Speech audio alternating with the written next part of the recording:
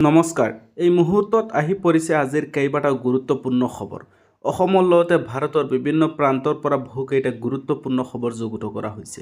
এনে ধৰণৰ খবৰসমূহ নিতৌ চাবৰ বাবে চেনেলটো ছাবস্ক্ৰাইব কৰি ভিডিঅ'টো এটা লাইক কৰি দিব। তেন্তে আহক আৰম্ভ কৰোঁ আজিৰ গুৰুত্বপূৰ্ণ খবৰকেইটা। আজি প্ৰথমটো খবৰ হৈছে চুমি বৰাৰ বিয়া খাবলৈ গৈ বিপদত আৰক্ষী বিষয়া। চুমিৰ বিয়া খোৱা গোলাঘাট থানাৰ অচি নিতুমণি ডেকাক নিলম্বন কৰা হৈছে। চুমি বৰাৰ বিয়া খাবলৈ যোৱা অচিক নিলম্বন কৰা হৈছে। অসম আৰক্ষীয়ে এই মৰ্মে জাৰি কৰে জাননী আৰু এই মৰ্মে অসম আৰক্ষীয়ে জাৰি কৰে জাননী। লেন্সনায়ক সুৰজ ডেকাক চাকৰিৰ পৰা বৰখাস্ত কৰা হৈছে। অনলাইন ট্ৰেডিঙৰ প্ৰবঞ্চনাত জড়িত আছিল সুৰজ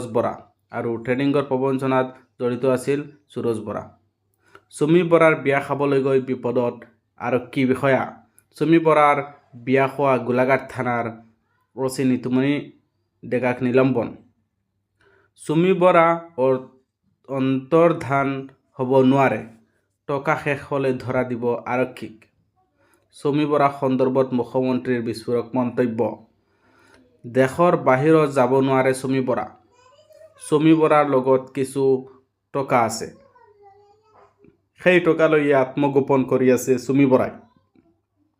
এই টকা শেষ হ'লেই আৰক্ষীক যোগাযোগ কৰিব, নিজেই কৰিব আত্মসমৰ্পণ।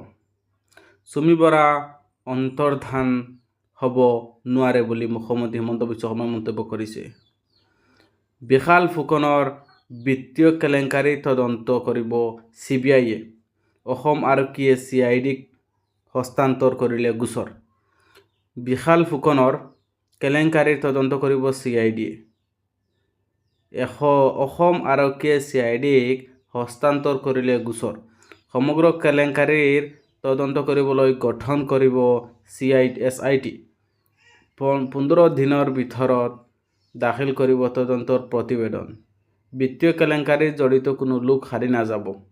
প্ৰয়োজনত CBIকো হস্তান্তৰ কৰা হ'ব এই তদন্ত। বিশাল ফুকনক ইতিমধ্যে প্ৰেৰণ কৰা হৈছে জেললৈ। আজিৰ গুৰুত্বপূৰ্ণ খবৰকেইটা চাই যদি ভাল পাইছে চেনেলটো ছাবস্ক্ৰাইব কৰিব, এনেধৰণৰ আপডেটবিলাক নিতৌ চাবৰ বাবে।